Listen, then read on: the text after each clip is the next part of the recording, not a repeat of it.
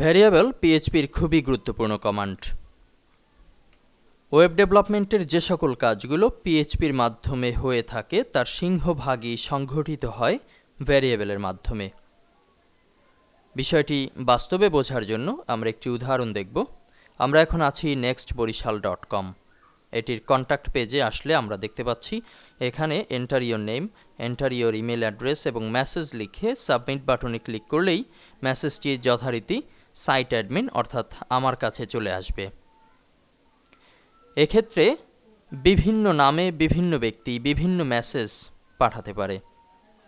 এক এক ব্যক্তিকে আলাদা করার জন্য মেসেজকে বিভিন্ন নামে পাঠানোর জন্য এখানে ব্যবহৃত হয়েছে পিএইচপির গুরুত্বপূর্ণ কমান্ড ভ্যারিয়েবল। ভ্যারিয়েবলকে অনেকটা পাত্রের সাথে তুলনা করা যায়। কথায় আছে, টাকা যার পকেটে যায় তার গান গায়। ভ্যারিয়েবলকে আমরা যদি প্রশাসনিক লেভেলের একটি চেয়ার মনে করি,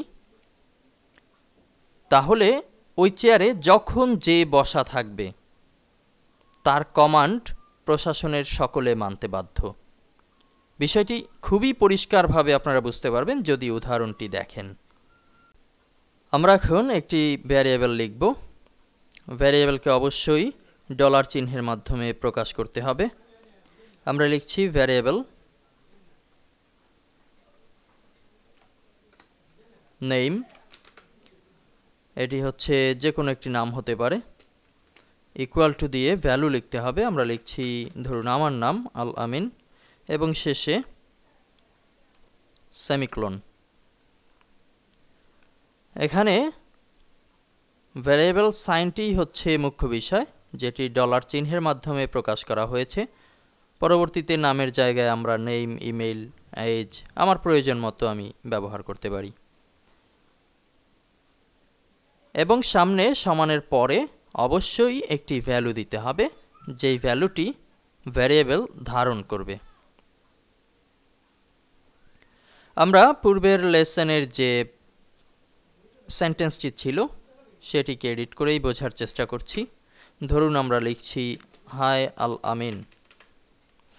এটি লিখে যদি সেভ করি তাহলে ইকো থাকার কারণে প্রিভিউ হবে হাই আল আমিন। এটি না করে আমরা যদি ভ্যারিয়েবলের ব্যবহার করতে চাই, আমরা এখানে ভ্যারিয়েবল নেমকে কপি করে দিয়ে দিচ্ছি আল আমিনের স্থলে, পেস্ট করছি কন্ট্রোল ভি এর মাধ্যমে। এখনও কিন্তু বিষয়টা আগের মতোই আছে। যেহেতু ভ্যারিয়েবল নেম এর মানে হচ্ছে আল আমিন, আমরা যদি এ পর্যায়ে সেভ করি এবং আমাদের ব্রাউজারকে রিলোড করি তাহলে দেখতে পাচ্ছি হাই আল আমিন লেখাটিই কিন্তু প্রদর্শিত হচ্ছে। পাশাপাশি এটি যদি একটি কথোপকথন হয়, ধরুন পরবর্তীতে আমরা লিখছি কেউ একজন আমাকে জিজ্ঞেস করছে যে আমাকে হাই দিয়েছিল, হাউ ওল্ড আর ইউ। আমরা এই পর্যায়ে লাইন ব্রেকের জন্য একটি HTML কোড ব্যবহার করছি, বিআর কমান্ড, এবং লিখছি হাউ ওল্ড আর ইউ। এটি লিখে যদি আমরা সেভ করি, প্রিভিউকে রিলোড দিলে যথারীতি দেখতে পাচ্ছি হাউ ওল্ড আর ইউ। এবং অবশ্যই সেটি কিন্তু পরের লাইনে প্রদর্শিত হচ্ছে যেহেতু আমরা HTML বিআর কমান্ড ব্যবহার করেছি। আমরা আবারও একটি বিআর কমান্ড লিখে আমি আমার অ্যান্সারটি যদি লিখি I am 16,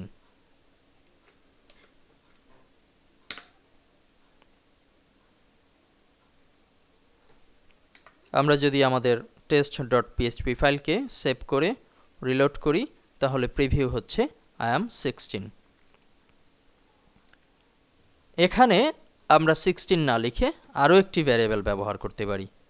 আমরা যদি আরও একটি ভ্যারিয়েবল লিখি ডলার চিহ্নের মাধ্যমে ভ্যারিয়েবল এজ, আমার বয়সটা যদি ভ্যারিয়েবলের মাধ্যমে প্রকাশ করি এবং যদি লিখে দেই 16, এখন ভ্যারিয়েবল এজকে কপি করে আমরা লিখছি 16 এর স্থলে। এর মানে হচ্ছে এখানে লাইনটি আগের মতোই থাকবে I am 16। পরবর্তীতে এই ব্যক্তি হয়তো হতবাক হবে বয়সটি শুনে, সে হয়তো আবার অ্যান্সার করলো। আগে একটু লাইন ব্রেক দিয়ে নিচ্ছি।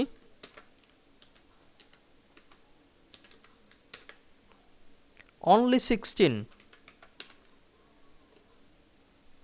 আগের মতোই ভ্যারিয়েবল লিখছি এবং একটি বিস্ময়বোধক চিহ্ন। এ পর্যায়ে যদি সেভ করি এবং প্রিভিউকে যদি রিলোড করি, তাহলে পুরো স্ট্রাকচারটি আমরা দেখতে পাচ্ছি। Hi Al Amin, how old are you? I am 16। সে লোক আবার বলছে অনলি 16। এখানে আপনারা অবশ্যই লক্ষ্য করতে পারছেন যে আমি ভ্যারিয়েবল এজের ঘরে এজ লিখেছি একবার, কিন্তু ভ্যারিয়েবলটি আমরা লাইনে ব্যবহার করেছি দুবার। আপনার কাছে হয়তো মনে হতে পারে যে আমি ভ্যারিয়েবল এজ না লিখে আমি তো 16ও লিখে দিতে পারতাম দুবার, একই তো কথা।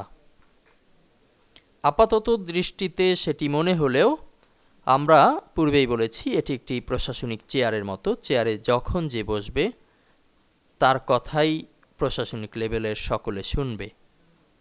আমরা যদি এখানে নামের একটি পরিবর্তন করি, ভ্যারিয়েবল নেম, এটি যদি আমার স্ট্রাকচারে আমার ইকোর ভেতরে শত শতবার লেখা হয়ে থাকে, আমি যদি এই একবার BABAR বাবর লিখি,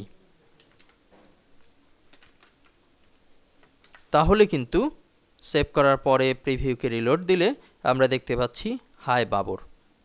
16 কথাটি দুবার আছে, আমরা প্র্যাকটিক্যালি এখন এটিকে পরিবর্তন করব। এটি যদি 16 না হয়ে 26 হতো, ধরুন স্টার্টিংয়ে আমরা 16 লিখেছি, পরবর্তীতে 26 লিখলাম। এখন যদি আমরা সেভ করি এবং আমাদের প্রিভিউকে যদি রিলোড দেই, তাহলে দুই জায়গাতেই কিন্তু পরিবর্তন অটোমেটিক্যালি দেখতে পাচ্ছি। মূলত এখানেই হচ্ছে ভ্যারিয়েবলের সুবিধা। যখন আমরা এ ধরনের কন্ট্যাক্ট ফর্ম তৈরি করে থাকি কিংবা অন্যান্য কাজগুলো করি PHP ওয়েব ডেভেলপের ক্ষেত্রে, সেখানে কিন্তু আমরা এই ভ্যারিয়েবলকে ব্যবহার করে থাকি। যেহেতু এখানে নাম এক একজন এক এক নাম হবে, ওয়েব ডেভেলপমেন্টে PHPর এটিই কাজ হয় যে যে যে নামে আসবে সেই নামেই সেন্ড করা হবে। আশা করি আপনারা ভ্যারিয়েবলকে কিছুটা হলেও বুঝতে সক্ষম হয়েছেন আমার এই উদাহরণের মাধ্যমে। সামনের লেসনে আমরা জানব নতুন আরও কিছু বিষয়।